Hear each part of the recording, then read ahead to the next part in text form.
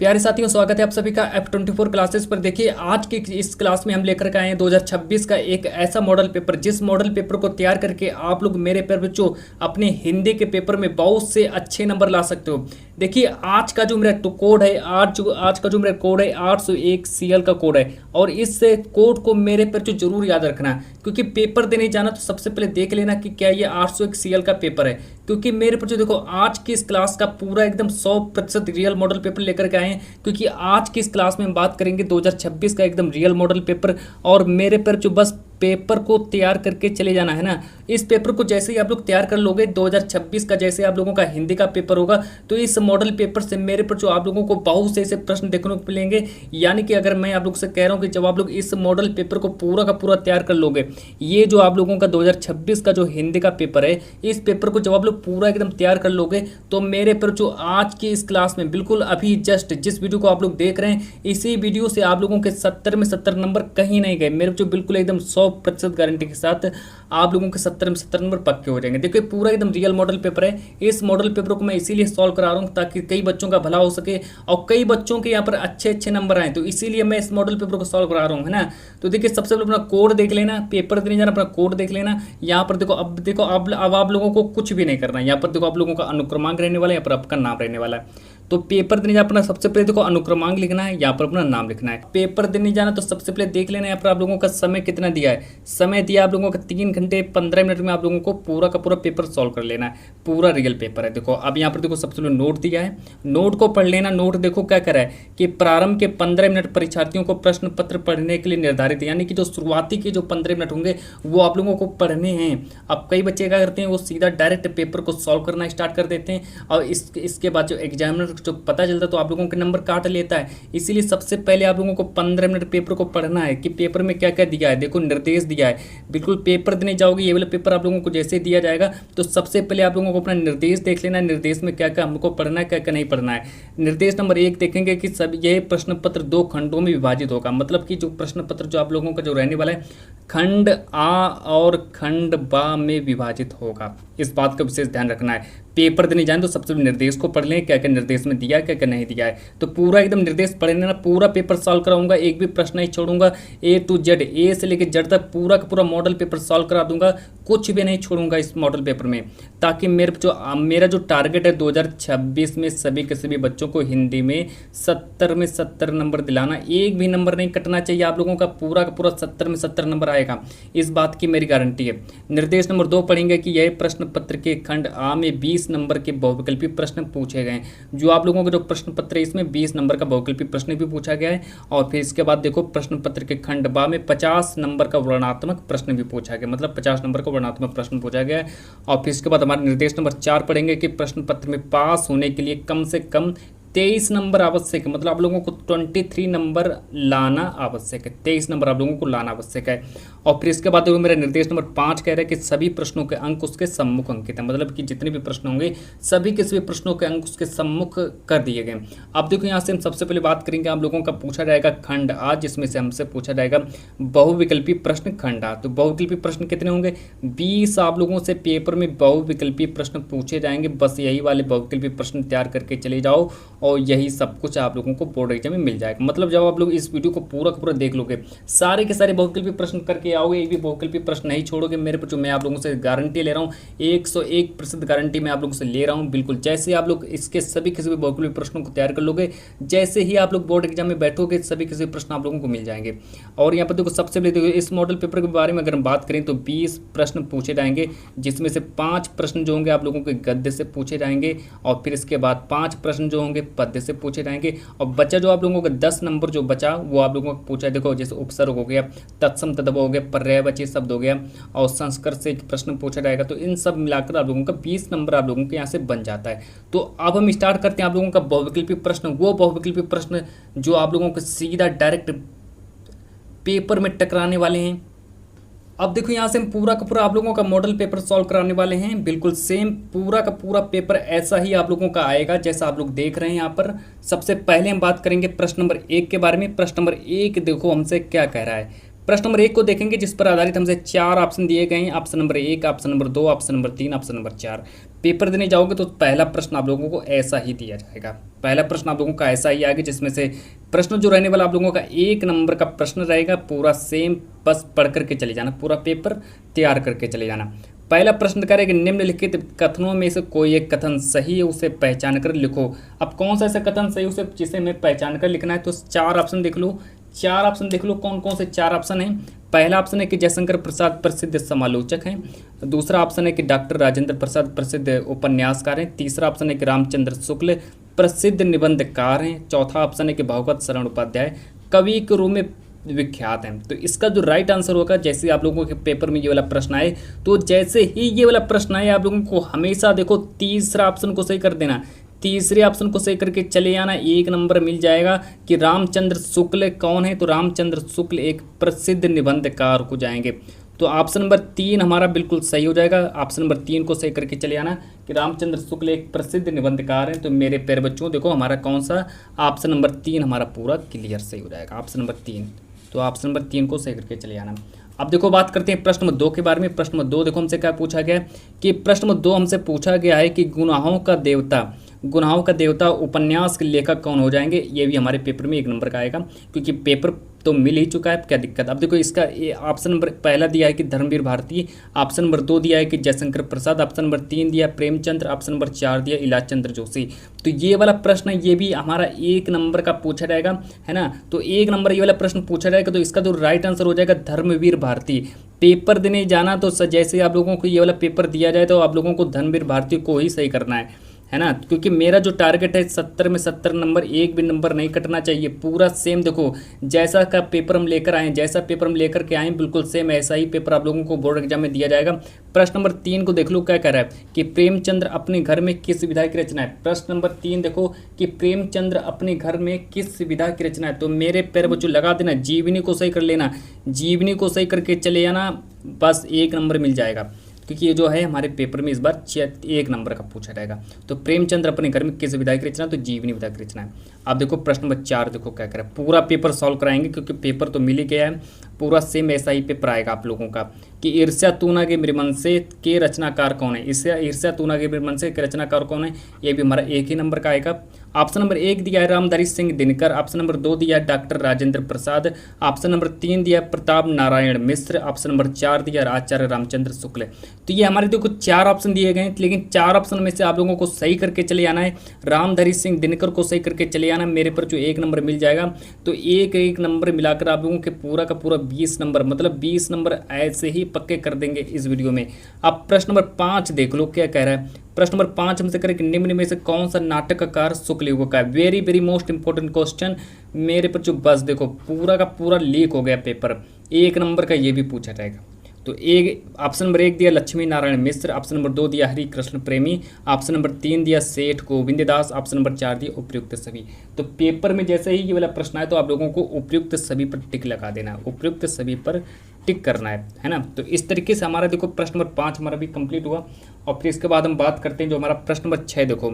प्रश्न नंबर 6 हमसे कह रहा है कि आधुनिक युग के मीरा कौन है। आधुनिक युग के मीरा कौन है, तो इसके भी 4 ऑप्शन देख लो। आधुनिक युग के मीरा कौन है, ऑप्शन नंबर 1 दिया महादेवी वर्मा, ऑप्शन नंबर 2 दिया सुभद्रा कुमारी चौहान, ऑप्शन नंबर 3 दिया सुमित्रा कुमारी सिंह, जो सुमित्रा कुमारी सिंह, ऑप्शन नंबर इनमें से कोई नहीं। तो ये भी हमारा 1 नंबर का आएगा। तो पेपर में आप लोगों को सही करना है कि आधुनिक युग के मीरा कौन है। तो आधुनिक युग के मीरा है हमारा महादेवी वर्मा। तो चलिए अगला प्रश्न देखो मेरा क्या है, प्रश्न नंबर 7 को देखेंगे। प्रश्न नंबर 7 हमसे यहाँ पर कह रहा है कि साहित्य लहरी की रचनाकार कौन है। प्रश्न नंबर 7 कह रहे कि साहित्य लहरी की रचनाकार कौन है। तो मेरे पर जो ये जो प्रश्न है आप लोगों के पेपर में 1 नंबर का बनेगा। तो साहित्य लहरी की रचनाकार कौन है, तो हमसे पूछा है। तो साहित्य लहरी के 4 ऑप्शन देख लो। तुलसीदास दिया है, सूरदास दिया है, कबीरदास दिया है, मीरा दिया है। तो इसमें से आप लोगों को जब ये प्रश्न जैसे ही आए तो आप लोगों को सूरदास जी को सही करना है, सूरदास जी को सही करना है ना, ताकि आप लोगों को लगे। तो देखो पेपर तो पूरा सॉल्व हो ही गया, क्योंकि मॉडल पेपर आप लोगों को मिल गया है। तो मेरी गारंटी है आप लोगों को मॉडल पेपर दे देना। आप लोगों को गारंटी है कि पूरा का पूरा मॉडल पेपर को तैयार कर लेना, पूरा मॉडल पेपर तैयार करके चले जाना 100% गारंटी के साथ। मेरे जो 1 भी नंबर नहीं कटेगा आप लोगों का। प्रश्न नंबर 8 देख लो क्या कह रहा है कि परिमल के रचनाकार कौन है। चार ऑप्शन देख लो, सुमित्रानंद पंत दिया, मुक्तिबोध दिया, निराला जी दिए हैं और महादेवी वर्मा। तो ये भी जो प्रश्न है हमारा 1 नंबर का बनेगा। तो इसका राइट आंसर हो जाएगा हमारा कि परिमल के रचनाकार कौन है। तो मेरे बच्चों देखो सूर्यकांत त्रिपाठी निराला, मतलब कि ऑप्शन नंबर 3 हमारा पूरा सही हो जाएगा। ऑप्शन प्रश्न नंबर 9 देखो, अगला प्रश्न देखो, प्रश्न नंबर 9 के बारे में बात करेंगे कि नीरजा के रचनाकार कौन हो जाएंगे। तो हमसे कह रहे हैं कि नीरजा के रचनाकार कौन हो जाएंगे। तो देखो ऑप्शन नंबर ए दिया है सुमित्रानंदन पंत, ऑप्शन नंबर 2 दिया है जयशंकर प्रसाद, ऑप्शन नंबर 3 दिया महादेवी वर्मा, ऑप्शन नंबर 4 दिया वियोगी हरि, ये लिखा वियोगी हरि। तो ये भी हमारा 1 नंबर का पूछा जाएगा, लेकिन इसमें से जैसे ही प्रश्न आए तो आप लोगों को महादेवी वर्मा को सही करके चले आना है। आप देखो बात करते हैं प्रश्न नंबर 10 के बारे में। प्रश्न नंबर 10 को देखेंगे कि साकित्य जो है किस युग की रचना है। तो मेरे तरफ जो साकित्य जो है किस युग की रचना है, ये भी हमारा 1 नंबर का आएगा। ऑप्शन नंबर 1 दिया भारतीय युग, ऑप्शन नंबर 2 दिया द्विवेदी युग, ऑप्शन नंबर 3 दिया प्रगतिवादी युग, ऑप्शन नंबर 4 दिया छायावादी युग। तो हमसे पूछा गया कि जो साकित्य जो है किस युग की रचना हो जाएगी। तो मेरे पर जो साकित्य जो है द्विवेदी युग की रचना हो जाएगी। तो इस तरीके से आप लोगों को पूरा का पूरा पेपर सॉल्व कर देना है। आगे देखो बात करते हैं प्रश्न नंबर 11 के बारे में कि श्रृंगार रस का स्थायी भाव क्या होता है। तो प्रश्न नंबर 11 देखो हमसे क्या करें, प्रश्न नंबर 11 करें कि श्रृंगार रस का स्थायी भाव क्या होता है।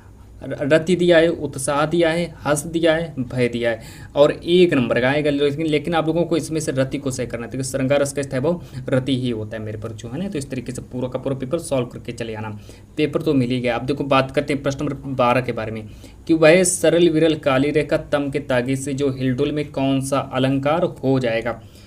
तो इस प्रश्न को देखो, जैसे ये प्रश्न आप लोगों के पेपर में आए तो आप लोगों को हमेशा सही करना है। 1 नंबर का आएगा तो आप लोगों को अनुप्रास अलंकार पर क्लिक करके चले जाना, अनुप्रास अलंकार को सही करके चले आना। मेरे जो अगला देखो प्रश्न नंबर 13 के बारे में। प्रश्न नंबर 13 देखो हमसे कह रहे हैं कि रोला जो है किस प्रकार का छंद है। तो 1 नंबर का ये भी पूछा जाएगा। तो रोला जो है मेरे पर जो देखो, रोला जो है मेरा सममात्रिक छंद है। रोला कैसा है छंद है, तो रोला हमारा सममात्रिक छंद है। 4 प्रश्न में से जहाँ पर भी आप लोगों को सममात्रिक दिखे आप लोगों को उसी पर टिक कर देना। तो चलिए इसके 4 ऑप्शन देख लेते हैं, क्या क्या 4 ऑप्शन है। तो देखिए ये 4 ऑप्शन है। ऑप्शन नंबर 1 कह रहा है कि अर्ध सममात्रिक छंद, ऑप्शन नंबर 2 दिया है कि सममात्रिक छंद, ऑप्शन नंबर 3 दिया विषम मात्रिक छंद, इनमें से कोई नहीं।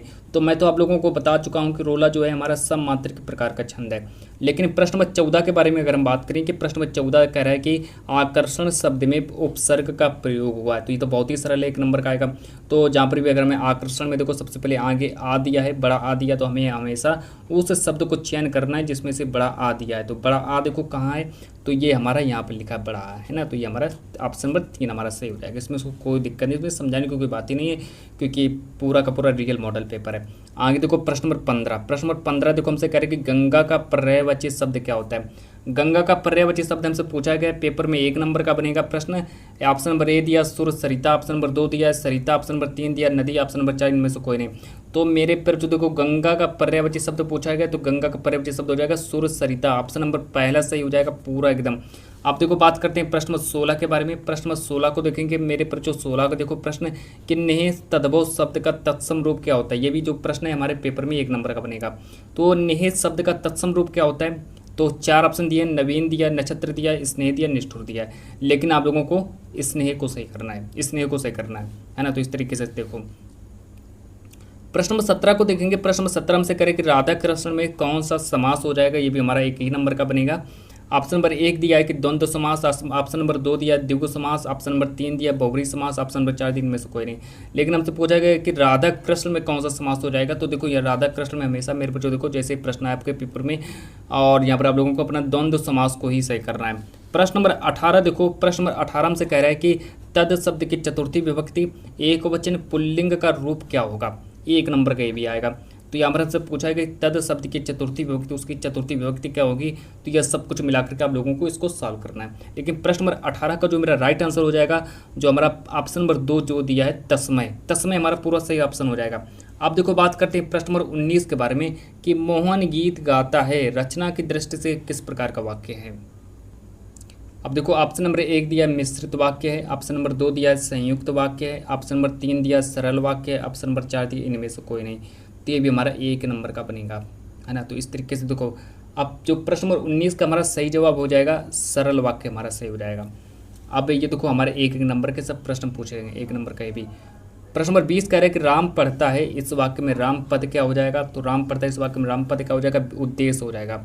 तो प्रश्न नंबर 1 20 का हमारा ऑप्शन नंबर ए हमारा पूरा सही हो जाएगा। अब देखो यहाँ से स्टार्ट होता है आप लोगों का खंड बा स्टार्ट होता है। खंड बा देख लो, पूरा खंड बा सॉल्व कराएंगे, 50 में 50 नंबर पूरा लाओगे मेरे बच्चों। देखो पूरा का पूरा 50 नंबर पक्का होने वाला है। खंड बा देखो पूरा खंड बा यही आएगा आपके पेपर में, जो कि सीधा डायरेक्ट आप लोगों के पेपर में एक गद्यांश पूछा जाएगा, एक पद्यांश, दोनों के दोनों 6 नंबर वाले गद्यांश पद्यांश पूछे जाएंगे।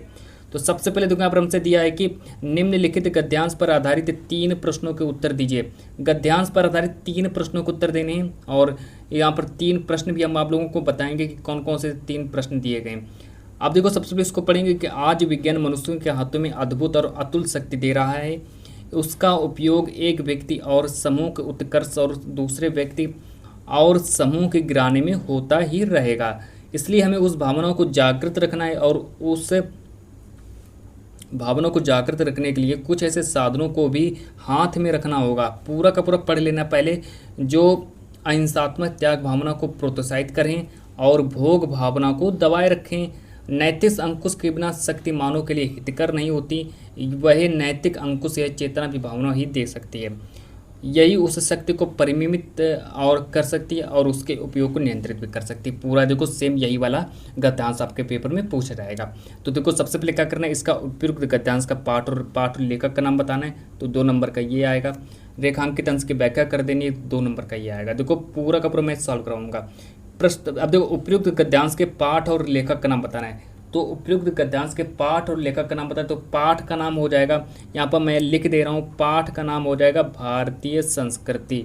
याद कर लेना, भारतीय संस्कृति याद रखना। जैसे ये पेपर, जैसे ये वाला प्रश्न आए, ये वाला गद्यांश है आपके पेपर में, तो भारतीय संस्कृति पाठ का नाम लिख देना, और लेखक का नाम लिख देना। लेखक देखो मैं यहाँ पर लिख दे रहा हूँ, लेखक का नाम लिखना है डॉक्टर राजेंद्र प्रसाद। लेखक देखो मैं लेखक का नाम भी लिख देता हूँ, लेखक का नाम हो जाएगा डॉक्टर राजेंद्र प्रसाद। तो इस तरीके से पूरा एकदम सॉल्व कर लेना, डॉक्टर राजेंद्र प्रसाद, इस तरीके से पूरा एकदम सॉल्व करके चले आना। तो ये 2 नंबर का ये पूछे रेखांकित अंश की व्याख्या तो कर ही सकते हो, इसमें से थोड़ा बहुत काट पीट कर लिख देना और रेखांकित अंश की व्याख्या हो जाएगी। चलो अब देखो आगे बात करते हैं। प्रश्न नंबर 3 क्या है मेरा। प्रश्न नंबर 3 देखो हमसे कह रहा है कि प्रश्न नंबर 3 हमसे कह रहा है कि विज्ञान के शक्ति के संतुलित उपयोग के लिए हमें किस भावना को जागृत रखना है। और प्रश्न नंबर 2 दिया है कि आज विज्ञान मनुष्य को क्या दे रहा है। तो आज विज्ञान मनुष्य को क्या दे रहा है, तो आप लोग गद्य पद्य में से छांट कर लिख देना, और आप लोगों का पूरा 6 नंबर देखो पक्का हो गया। बहुत सरल होता है, पूरा का पूरा सरल 6 नंबर आप लोगों का पूरा एकदम क्लियर हो चुका है। इसके बाद हमको अथवा करके दिया है कि आप लोग चाहो तो उसको करो या फिर इसको कर देना, 2 में से आप लोगों को एक को करना है। तो मैं तो कह रहा हूँ आप लोग उसी को करिए जो आप लोगों का पहला दिया था। यह हाथ में कमल लिए बुद्ध खड़े हैं, और जैसे अच्छा लिखती पड़ती है ओपरी ने उनकी जोत परोसती जा रही है, यह यशोधरा है, वैसे ही कमल ने धारण के लिए त्रिभंग खड़ी है। यह दृश्य माँ भी निष्कपण को यशोधरा रहित निंद्रा में खोए, है ना। गौतम दृढ़ निश्चित धड़कते जीवों को संभालते हैं। यह नंद है अपनी पत्नी सुंदर को भेजा। इस तरीके से पूरा पढ़ लेना। और इस गद्यांश पर आधारित देखो हमसे 3 प्रश्न पूछे जाएंगे। तो उपयुक्त गद्यांश का संदर्भ लिखिए, रेखांकित अंश की व्याख्या कीजिए, उपयुक्त गद्यांश में कहाँ के दृश्यों का चित्रण किया गया। तो ये इसको आप लोग सॉल्व कर सकते हैं, है ना। तो मैंने आप लोगों को एक गद्यांश सॉल्व करा दिया है, तो आप लोग पहला वाला गद्यांश सॉल्व करना जाकर के, जैसे पेपर में आए इसको आप लोग करना या फिर ना करना कोई वो नहीं है, लेकिन आप लोगों को एक करना गद्यांश। अब देखो यहाँ से स्टार्ट होता है आप लोगों का पद्यांश। एक गद्यांश से पद्यांश में सॉल्व करवा दे रहा हूँ कि दिए गए पद्यांश पर आधारित 3 प्रश्नों को उत्तर दीजिए। 3 प्रश्नों को उत्तर देना है। चींटी को देखा, 6 नंबर का पूछा जाएगा कि चींटी को देखा वह सरल विरल काली रेखा। चींटी को देखा वह सरल विरल काली रेखा। फिर इसके आगे देखो, तम के तागे से जो हिलडुल चलते लघुपथ पल पल मिलजुल, वह है पिपीलिका भांति देखो ना किस भांति काम करती है वह संतत, मतलब कि काम करती रहती है। अब देखो आगे, कनकन कनके चुनती अविरत। अब इस पद्यांश पर आधारित 3 प्रश्न पूछे जाएंगे, जो कि इस तरीके से देखो पूछे जाएंगे कि प्रस्तुत पद्यांश का संदर्भ लिखिए। संदर्भ में पाठ और लेखक का नाम लिख देना। देखो जैसे कि हम आप लोगों से कह देंगे ये जो है हमारा ये पाठ का नाम क्या हो जाएगा, चींटी से लिया गया, जो हमारा पाठ का नाम चींटी है, और लेखक हो जाएंगे, रचयिता हो जाएंगे इसके कौन, सुमित्रानंदन पंत को याद कर लेना, सुमित्रानंदन पंत। तो ये हमारा सुमित्रानंदन पंत द्वारा लिखा गया। इस तरीके से पूरा सॉल्व कर लेना। और इन पंक्तियों में कौन सा अलंकार है, तो इन पंक्तियों में कौन सा अलंकार है तो आप अलंकार लिख देना। 2 नंबर का ये आएगा, 2 नंबर का ये वाला प्रश्न आएगा, 2 नंबर का ये प्रश्न आएगा, और 6 नंबर का आएगा। तो आप लोगों को पूरा एकदम क्लियर करके जाना, पूरा याद करके चले जाना। अब आगे देखो बात करते हैं, अब अथवा करके दिया है। अथवा करके दिया तो आप लोगों को इसको सॉल्व करना है। मैं आप लोगों को बताऊँ, इसको ही सॉल्व करके जाना और इसको सॉल्व करना या फिर ना करना। बैठो माता के आंगन में नाता भाई बहन का, समझे उसकी प्रसव वेदना वही लाल है माई का। अब देखो, जो उसकी प्रसव वेदना को समझे वही लाल है माई का। एक साथ मिल बांट लो अपना हर्ष विषाद, यहाँ है सबका शिव कल्याण, यहाँ है भावे सभी प्रसाद यहाँ। अब देखो, इस सब पर आधारित हमसे 3 प्रश्न पूछे जाएंगे, जो कि इस तरीके से कि प्रस्तुत पद्यांश का संदर्भ लिखिए, है ना। तो प्रस्तुत पद्यांश का संदर्भ लिखिए। तो ये हमारा जो चैप्टर है, जो हमारा भारत माता का मंदिर, चैप्टर का नाम है भारत माता का मंदिर, यह है। तो चैप्टर है भारत माता का, चैप्टर नोट कर लो, भारत माता का मंदिर, क्योंकि जैसे आप लोगों के पेपर में ये अलग पद्यांश आए तो आप लोग नोट कर लें भारत माता का मंदिर। और फिर इसके बाद इसके लेखक हो जाएंगे मैथिली शरण गुप्त, लेखक को नोट कर लेना मैथिली शरण गुप्त, है ना। तो इतना सब कुछ आप लोग कर ही सकते हैं, तो मैथिली शरण गुप्त हो जाएंगे। अब देखो, यहाँ पर हमसे कह रहा है, प्रश्न नंबर 2 कह रहा है कि रेखांकित अंश की व्याख्या करो। व्याख्या तो आप लोग कर ही सकते हैं। सा का पहला ऑप्शन देखो कि भारत माता के आंगन में बैठकर लोग क्या करें, और प्रश्न नंबर 2 हमसे कह रहे हैं कि हमारा मूल मंत्र क्या होना चाहिए। तो इतना सब कुछ जब आप लोग सॉल्व कर देंगे तो आप लोगों को पूरा का पूरा 6 नंबर मिल जाएगा।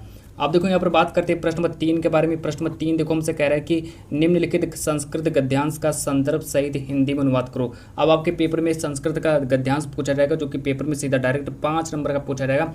और देखो, संस्कृत का गद्यांश होगा जिसमें से आप लोगों को कहा जाएगा कि उसका संदर्भ लिखो और उसका हिंदी में अनुवाद करो। संस्कृत जैसे आप लोग संदर्भ लिख देंगे, संदर्भ जैसे आप लोग लिखेंगे तो आप लोगों को उसका 2 नंबर मिलेगा। देखो, संदर्भ का 2 नंबर और फिर इसके बाद जो अनुवाद जो होगा, अनुवाद का 3 नंबर मिलेगा। तो इस तरीके से मिलाकर आप लोगों को 5 नंबर दे दिए जाएंगे पेपर में।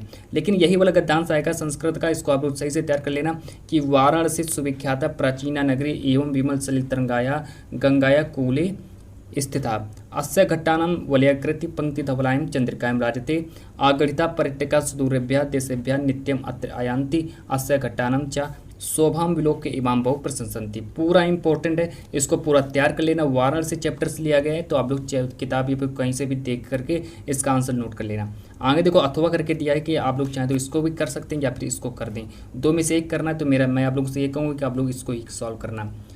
यहाँ पर लिखा है नागरिका बहुकालम यावत अचिंतित परम प्रलिकाय उत्तरम दात न अभवतः अतः ग्रामीणम अवदत अयम अस्या प्रलिकायम उत्तरम न जनामि इदम श्रुत्वा ग्रामीणा अकथयत यदि भवानम उत्तरम न जनाति तैम दासरूप्यकाणि अतः म्लानमुखेन नागरिकम शर्तनुसारम दासरूप्यकाणि दत्तानि। इतना देखो, सब सॉल्व करने के बाद तो आप लोग पहला सॉल्व कर लेना बस। अब देखो, इसके बाद बात करते हैं जो हमारा अब आपके पेपर में एक संस्कृत का पद्यांश पूछा जाएगा, जो कि सीधा डायरेक्ट 5 नंबर का बनेगा। पहला देखो, पद्यांश दिया कि मरणम मंगलम यत्र विभूतिश्च विभूषणम कौपीनम यत्र कौशिम स काशी के नियते। तो इसको कर लो। और या फिर एक और दिया है, अथवा करके दिया है कि न हित्वा प्रियो भवति किन्नु हित्वा न सोचती किन्नु हित्वार्थवान भवति किन्नु हित्वा सोचती। 2 में से एक तो कर ही सकते हैं, तो देख लेना। और 2 में से एक आप लोगों को सॉल्व करके चले जाना। 5 नंबर का आएगा तो 10 नंबर पूरा का पूरा 70 में 70 नंबर आप लोगों का इसी वीडियो से कंप्लीट होने वाला। चलो आगे बात करते हैं। ये आप लोगों का संस्कृत गद्य था, आप लोगों का संस्कृत पद्य था। आप देखो, आगे बात करते हैं। अब देखो, अगर हम बात करें यहाँ से आप लोगों के 3 नंबर का आप लोगों का खंड काव्य भी पूछा जाएगा, जो किस तरीके से पूछा जाएगा। एक खंड का आपको तैयार कर लेना है ना। तो एक खंड का आप लोगों को तैयार करना। 3 नंबर का खंड का पूछा जाएगा। हमसे कह रहे हैं कि प्रश्न नंबर 5 कह रहे हैं कि अपने पठित खंड काव्य के आधार पर दिए गए प्रश्नों में से एक प्रश्न का उत्तर दीजिए। तो इस तरीके से आप लोगों को एक प्रश्न का उत्तर देना। देखो, ऑप्शन नंबर का दिया है कि का पहला दिया मुक्ति दूत खंड काव्य के द्वितीय सर्ग की कथा वस्तु अपने शब्दों में लिखिए। तो आप तो लिख सकते हैं, आप लोग इसका अपना स्क्रीनशॉट ले सकते हैं। स्क्रीनशॉट ले लीजिए जल्दी जल्दी से। प्रश्न नंबर खा का पहला कि ज्योति जवाहर खंड काव्य का कथानक अपने संचय में लिखिए, है ना। तो ज्योति जवाहर के बारे में पूछा गया। फिर इसके बाद आप प्रश्न नंबर 2 दिया है कि इसमें 2 में से एक करना होता है कि ज्योति जवाहर खंड काव्य के आधार पर जवाहरलाल नेहरू का चरित्र चित्रण कीजिए। तो आप लोग इसका चरित्र चित्रण कर सकते हैं। आप देखो, गा ऑप्शन का पहला ऑप्शन दिया है कर्ण खंड काव्य के आधार पर कर्ण की चारित्रिक विशेषताओं पर प्रकाश डालिए। तो प्रकाश तो आप लोग डाल ही सकते हैं। और फिर इसके बाद हमसे अगला करें कि कर्ण खंड काव्य के चतुर्थ सर्ग श्री कृष्ण और कर्ण का सारांश लिखिए। इसके बाद घा ऑप्शन दिया है कि अग्र पूजा खंड काव्य की कथा का संक्षेप में वर्णन कीजिए। संक्षेप में वर्णन कर सकते हैं। अग्र पूजा खंड काव्य के प्रमुख पात्र का चरित्र चित्रण कीजिए। अब ऋणा ऑप्शन देखो क्या करें। ऋणा वाला देखेंगे कि जय सुभाष खंड काव्य के द्वितीय सर्ग और 33 सर्ग की कथा वस्तु अपने शब्दों में लिखिए। पूरा का पूरा सॉल्व कर लेना। और यहाँ पर दिया है कि आप फिर इसको दूसरा दिया कि जय सुभाष खंड का कहता है सुभाष चंद्र बोस का चरित्र चित्रण कीजिए। ये आप लोगों को जिले ब जिले के हिसाब से पूछा जाता है, लेकिन आप लोग पूरा मैं आप लोगों को दिखा दे रहा हूँ, आप लोग इसका जल्दी से स्क्रीनशॉट ले लो। अब फिर इसके बाद देखो हम आगे बात करेंगे। फिर इसके बाद देखो हम हमारे सामने अगला देखो प्रश्न है कि मातृभूमि के लिए खंड का आपके नायक चित्र चित्रण कीजिए। इतना आप लोग कर सकते हैं। अब देखो यहाँ से स्टार्ट होता है प्रश्न नंबर 6, है ना। प्रश्न नंबर 6 वो भी हमारा 5 नंबर का पूछा जाएगा कि दिए गए लेखक में से किसी एक लेखक का जीवन परिचय देते हुए उसकी एक प्रमुख रचना का नाम लिखो। तो जीवन परिचय देखो कौन कौन से जीवन परिचय लिखना है। डॉक्टर राजेंद्र प्रसाद को तैयार कर लेना, जयप्रकाश भारती को तैयार कर लेना, डॉक्टर जयशंकर प्रसाद को तैयार कर लेना। तीनों के तीनों जयशंकर प्रसाद, इसमें से आप लोगों को जयशंकर प्रसाद का जीवन से तैयार करके चले जाना। 1 नंबर मेरे पर तो आप लोगों को 5 में 5 नंबर मिल जाएंगे। तो जयशंकर प्रसाद को तैयार कर लेना। आप देखो यहाँ पर आप लोगों से पूछा जाएगा एक कवि का जीवन परिचय पूछा जाएगा, जो किस तरीके से कवि के जीवन परिचय में देखो कि निम्न दिए गए कवियों में से किसी एक कवि का जीवन परिचय देते हुए उनकी एक प्रमुख रचना को उल्लेख करें। महादेवी वर्मा को तैयार कर लो, सूरदास को तैयार कर लो, तुलसीदास, सुमित्रानंद पंत। ये भी हमारा 5 नंबर का पूछा जाएगा, है ना। तो देखो कवि और लेखक मिलाकर 10 नंबर आप लोगों का ये पक्का हो चुका है, पक्का हो गया। अब यहाँ से देखो प्रश्न नंबर 7 के बारे में बात करते हैं कि अपनी पाठ्य पुस्तक में से कंठस्थ कोई एक श्लोक लिखिए जो इस प्रश्न पत्र में ना आया हो। एक श्लोक लिखना जो इस प्रश्न पत्र में ना आया हो, 2 नंबर का ये भी हमारा पूछा जाएगा, है ना। तो अब देखो अब प्रश्न नंबर 8 देखो कि शहर की सफाई हेतु अपने शहर के मुख्य नगर अधिकारी को एक पत्र लिखना है, जो कि आपके पेपर में 4 नंबर का बनेगा। अथवा करके दिया है, अगर आप लोगों को अथवा करके भी दिया है कि इसका आप लोगों को जवाब नहीं याद है तो आप लोग इसका भी जवाब लिख सकते हैं। 2 में से करना होगा कि अपने मित्र को अपने बड़े भाई के विवाह में सम्मिलित होने का निमंत्रण देते हुए एक पत्र लिखना है। फिर इसके बाद प्रश्न नंबर 9 देखो कि निम्नलिखित प्रश्नों में से किन्हीं 2 प्रश्नों के उत्तर संस्कृत में दीजिए। 2 प्रश्नों के उत्तर संस्कृत में देने। पहला प्रश्न है कि वाराणसी नगरी केसाम संगम स्थली अस्ति, वाराणसी किसके संगम स्थली है, तो ये आप लोग को दे सकते हैं इसका उत्तर। फिर इसके बाद मेरे तो दूसरा प्रश्न देखो क्या है कि प्रहलिकाम किम उत्तरम असीत, ये हमारा दूसरा प्रश्न। प्रश्न नंबर तीसरा देखो कि भारतीय संस्कृति कीदृशी अस्ति, ये हमारा तीसरा प्रश्न है। चौथा प्रश्न देखो कि गीताया का संदेश, गीता का क्या संदेश, तो इतना आप लोग कर लेना, है ना। तो 2 प्रश्नों को उत्तर देना है, 2 प्रश्नों को उत्तर जैसे आप लोग देंगे तो आप लोगों को नंबर मिल जाएंगे। प्रश्न नंबर 10 देखो क्या कह रहा है। प्रश्न नंबर 10 कह रहा है कि निम्नलिखित में से किसी एक विषय पर निबंध लिखिए। ये भी हमारा 7 नंबर का निबंध पूछा जाएगा इस बार। पहला है कि बेरोजगारी एक अभिशाप, तो बेरोजगारी पर लिख देना क्या क्या बेरोजगारी होती है उसके बारे में लिख देना। प्रश्न अब देखो दूसरा निबंध है कि पर्यावरण प्रदूषण, तो पर्यावरण प्रदूषण पर लिख देना। तीसरा है कि विज्ञान अभिशाप वरदान, तो इस पर भी लिख देना, तो आप लोगों को नंबर मिल जाएंगे। चौथा है कि वृक्षारोपण का महत्व, है ना। तो ये आप लोगों के सामने 4 देखो 1 2 3 4 निबंध दिए हैं। 4 निबंधों में से आप लोग ऐसा करना बेरोजगारी पर लिख के चले आना, है ना। तो पेपर तो यही आएगा 100% गारंटी के साथ। और यहाँ से मैं इस मॉडल पेपर को यहीं पर ही समाप्त करता हूँ। फाइनली आप मिलते हैं नेक्स्ट वीडियो के साथ, जब तक के लिए मैं इस मॉडल पेपर को यहीं पर ही विराम देता हूँ।